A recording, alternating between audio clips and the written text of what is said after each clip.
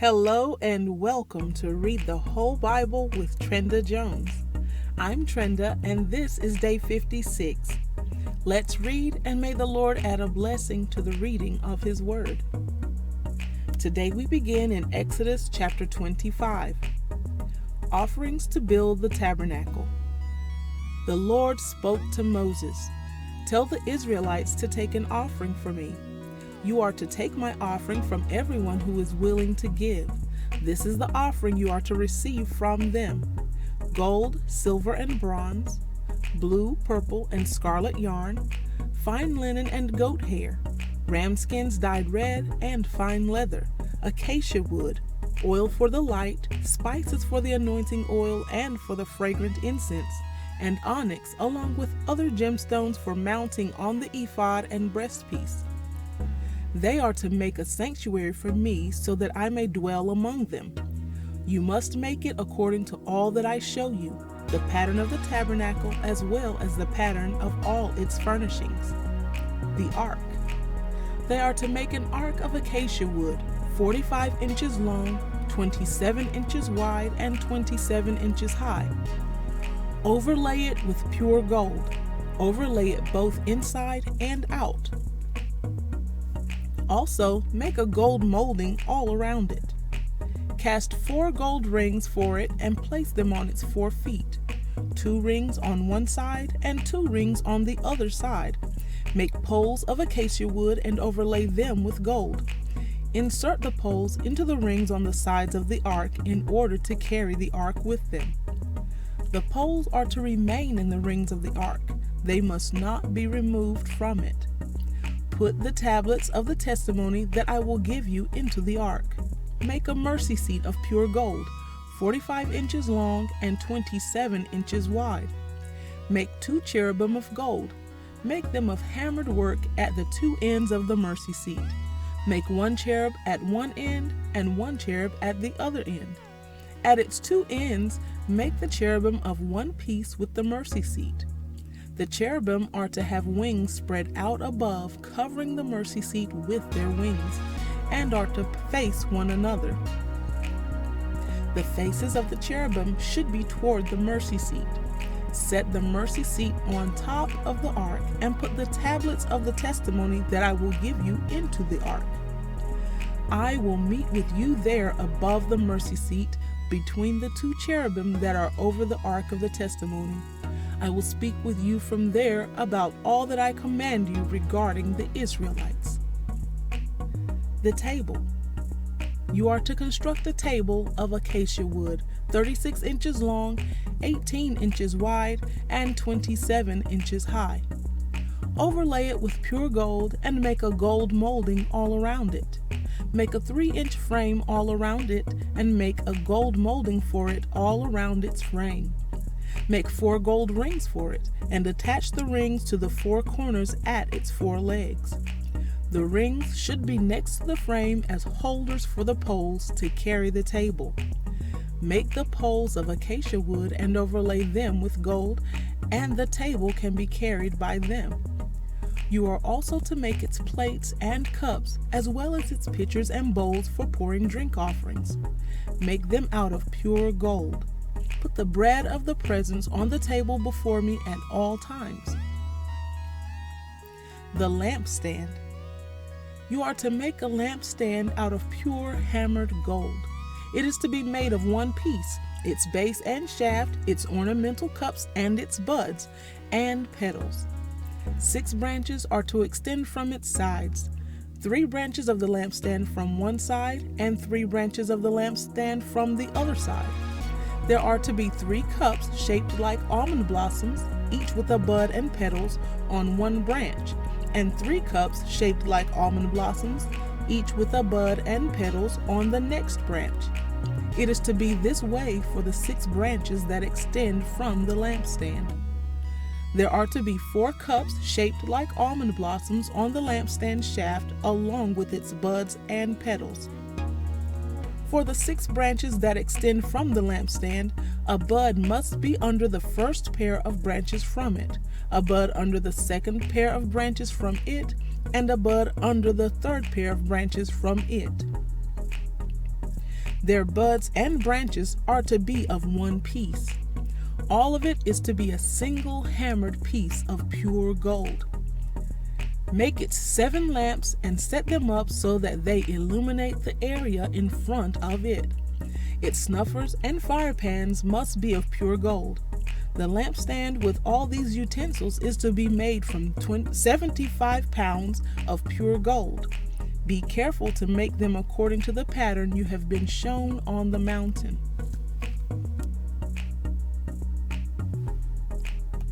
Job chapter 11. Zophar speaks. Then Zophar the Naamathite replied, "Should this abundance of words go unanswered and such a talker be acquitted? Should your babbling put others to silence so that you can keep on ridiculing with no one to humiliate you? You have said my teaching is sound and I am pure in your sight. But if only God would speak and open his lips against you, he would show you the secrets of wisdom, for true wisdom has 2 sides. Know then that God has chosen to overlook some of your iniquity. Can you fathom the depths of God or discover the limits of the Almighty? They are higher than the heavens. What can you do? They are deeper than Sheol. What can you know? Their measure is longer than the earth and wider than the sea. If he passes by and throws someone in prison or convenes a court, who can stop him? Surely he knows which people are worthless. If he sees iniquity, will he not take note of it?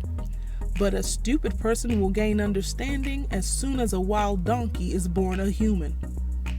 As for you, if you redirect your heart and spread out your hands to him in prayer, if there is iniquity in your hand, remove it, and don't allow injustice to dwell in your tents. Then you will hold your head high, free from fault. You will be firmly established and unafraid. For you will forget your suffering, recalling it only as water that has flowed by.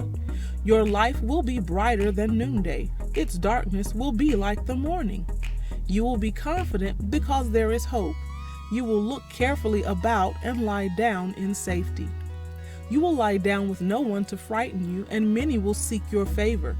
But the sight of the wicked will fail. Their way of escape will be cut off, and their only hope is their last breath. Job chapter 12. Job's reply to Zophar. Then Job answered, "No doubt you are the people, and wisdom will die with you.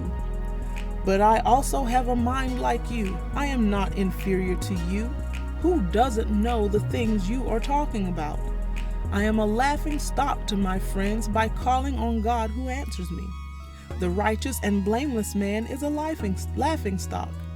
The one who is at ease holds calamity in contempt and thinks it is prepared for those whose feet are slipping. The tents of robbers are safe, and those who trouble God are secure. God holds them in his hands. But ask the animals, and they will instruct you. Ask the birds of the sky, and they will tell you. Or speak to the earth, and it will instruct you. Let the fish of the sea inform you. Which of all these does not know that the hand of the Lord has done this? The life of every living thing is in his hand, as well as the breath of all humanity. Doesn't the ear taste words as the palate tastes food? Wisdom is found with the elderly, and understanding comes with a long life. Wisdom and strength belong to God. Counsel and understanding are his. Whatever he tears down cannot be rebuilt. Whoever he imprisons cannot be released. When he withholds water, everything dries up, and when he releases it, it destroys the land. True wisdom and power belong to him. The deceived and the deceiver are his. He leads counselors away barefoot and makes judges go mad. He releases the bonds put on by kings and fastens a belt around their waists. He leads priests away barefoot and overthrows established leaders. He deprives trusted advisors of speech and takes away the elders' good judgment.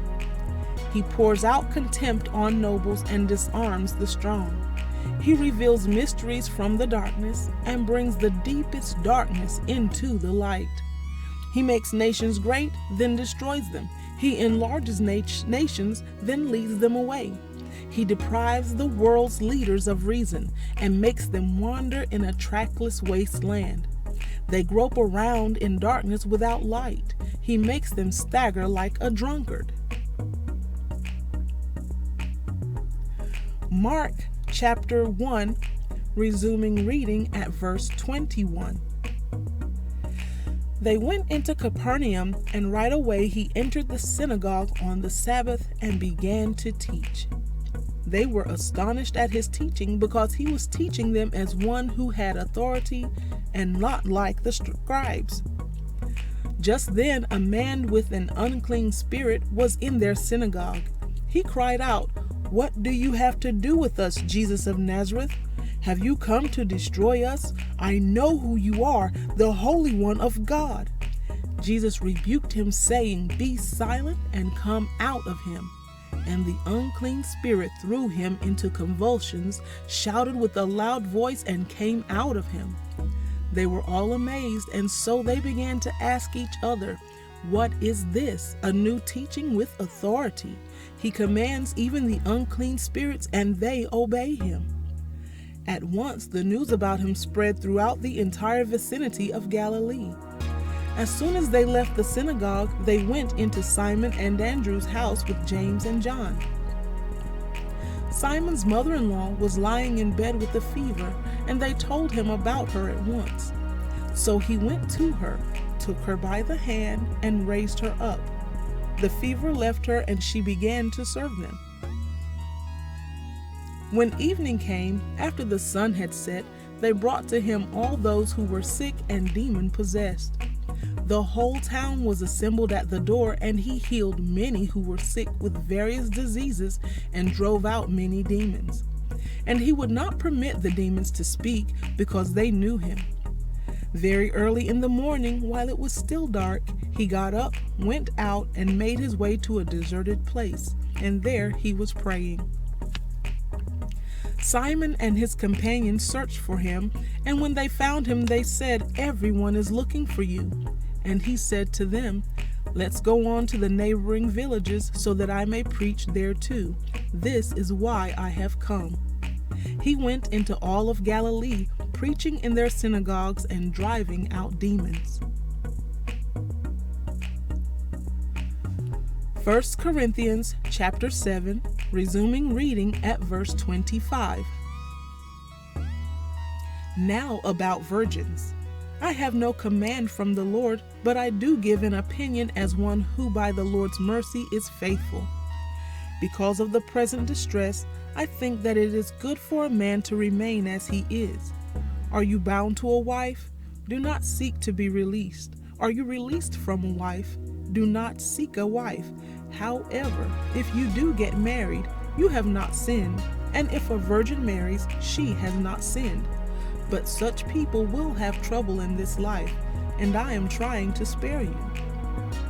This is what I mean, brothers and sisters. The time is limited, so from now on, those who have wives should be as though they had none, those who weep as though they did not weep, those who rejoice as though they did not rejoice, those who buy as though they didn't own anything, and those who use the world as though they did not make full use of it.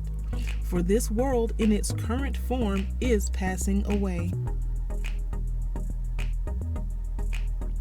Psalm 56, a call for God's protection, for the choir director, according to A Silent Dove Far Away, a Miktam of David, when the Philistines seized him in Gath. Be gracious to me, God, for a man is trampling me. He fights and oppresses me all day long. My adversaries trample me all day, for many arrogantly fight against me. When I am afraid, I will trust in you. In God, whose word I praise, in God I trust, I will not be afraid. What can mere mortals do to me? They twist my words all day long. All their thoughts against me are evil. They stir up strife. They lurk. They watch my steps while they wait to take my life. Will they escape in spite of such sin? God, bring down the nations in wrath. You yourself have recorded my wanderings. Put my tears in your bottle. Are they not in your book? Then my enemies will retreat on the day when I call. This I know, God is for me. In God whose word I praise, in the Lord whose word I praise, in God I trust, I will not be afraid. What can mere humans do to me? I am obligated by vows to you, God. I will make my thanksgiving sacrifices to you, for you rescued me from death, even my feet from stumbling, to walk before God in the light of life. And this concludes our reading for day 56 of Read the Whole Bible with Trenda Jones. God bless you and thank you so much for joining us here today. We look forward to tomorrow for day 57. Until then, God bless you and may the Lord add a blessing to the reading of His Word.